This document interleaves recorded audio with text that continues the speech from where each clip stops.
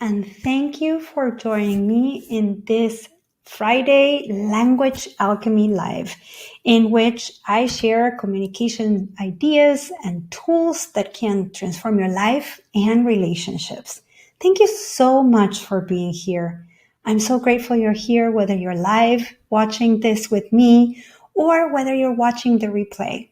I appreciate you because I know you value learning how to communicate in a way that brings more peace and more harmony to your life, to your relationships, to your families, and to all of our communities.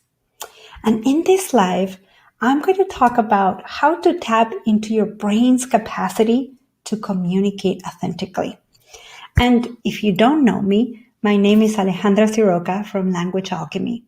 And I help people like you who have experienced peace and harmony through activities like yoga or meditation to develop and cultivate more peace and more harmony in your daily life and, most important, relationships by communicating with clarity, confidence, and compassion by teaching you transformative communication.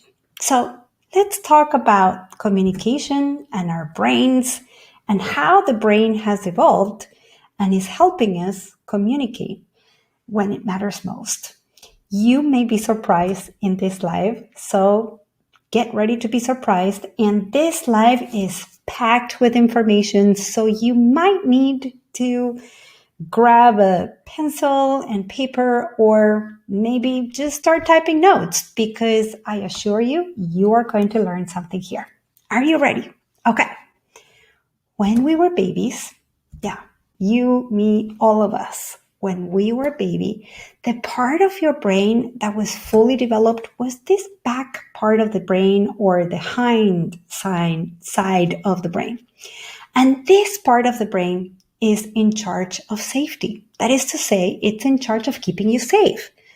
We share this part of the brain with all animals, including reptiles and critters, and that's why this part of the brain is sometimes referred to as the critter brain or the reptilian brain. If you're here live, have you ever heard those words? So just write in the comment, or even if you're watching this later, yes, I heard about the reptilian brain, or I heard about the critter brain. Well, this part of the brain is about 250 million years old. Can you believe that? Yeah. And this part of the brain, this back side of the brain, is constantly asking the question, am I safe? Now, you may say, Alejandra, how does that relate to communication? Well, I'm so glad you asked, because when you're having a conversation with someone, that part of the brain, the back side of the brain, is ruling your communication, or is like really engaged. Then in your communication, you are going to try to maintain safety at all costs. So, for example, someone says something that you dislike, and your response is to say nothing for fear of getting in trouble. Or someone is having an argument with you, and you defend your position in that argument because what you want is to win the argument at all costs. Why? Because it's that part of the brain that's communicating for you. Yeah. Now, of course, we're not just this part of the brain that's about 250 million years old. We've also developed another part of the brain, and the brain develops this way, from the back side of the brain to the front of the brain. So when we were babies, this part of the brain, the middle part of the brain, was not yet fully developed. It took some time. In fact, it took about 14 years to develop. This middle part of the brain is in charge of social connection. Keeping us connected to other human beings, to like kind. And when we share this part of the brain with other animals, especially mammals. And that's why you may have heard the term mammalian brain. Sometimes it's also called the limbic system.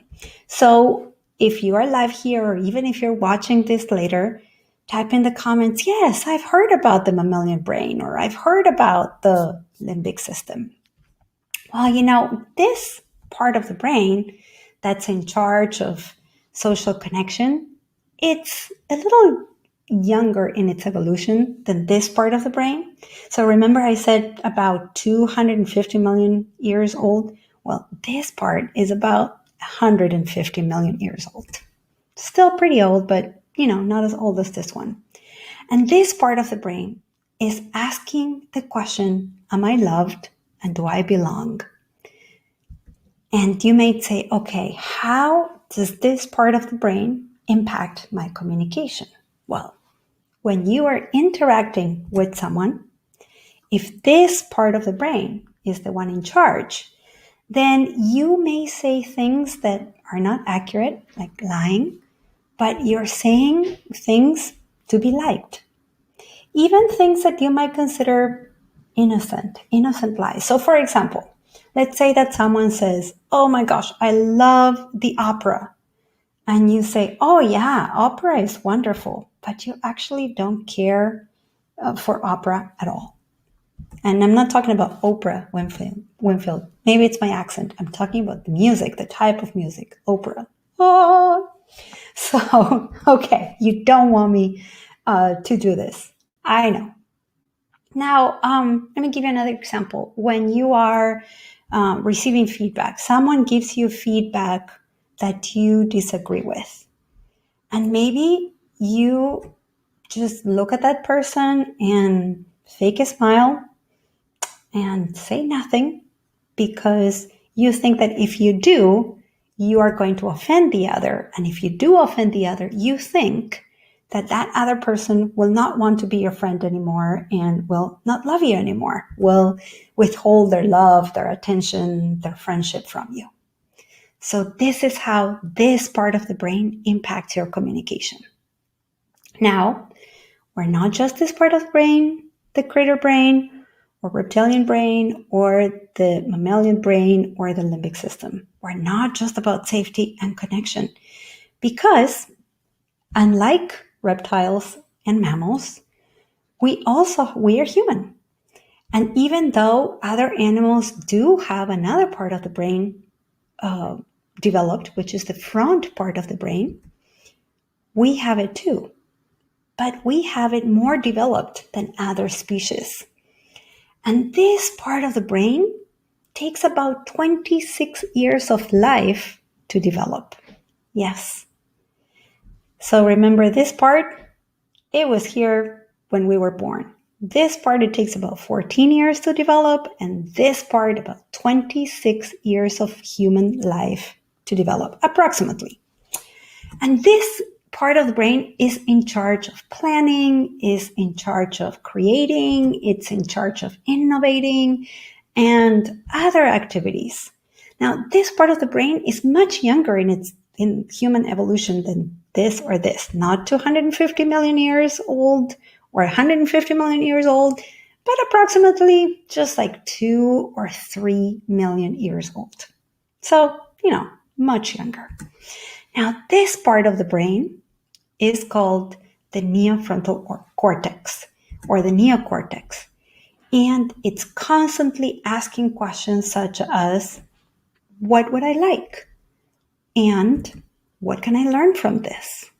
And how do I do something? So the part of you that's constantly asking me questions like, Alejandra, how do I communicate this? And what do I do in this situation? The part of you that's constantly asking yourself, how do I say this to this person? How do I communicate this to this other person? That is the neofrontal cortex. And that is the part that we need to tap into when we want to communicate authentically. Because this is the part that we need also when we want to speak our truth, when we want to communicate with clarity, with confidence, and with compassion, taking the other into consideration. Now, how do we do this? How do you tap into this part of the brain, the neofrontal cortex, because you're an adult. And if you're older than 26, this part is developed. So you got this.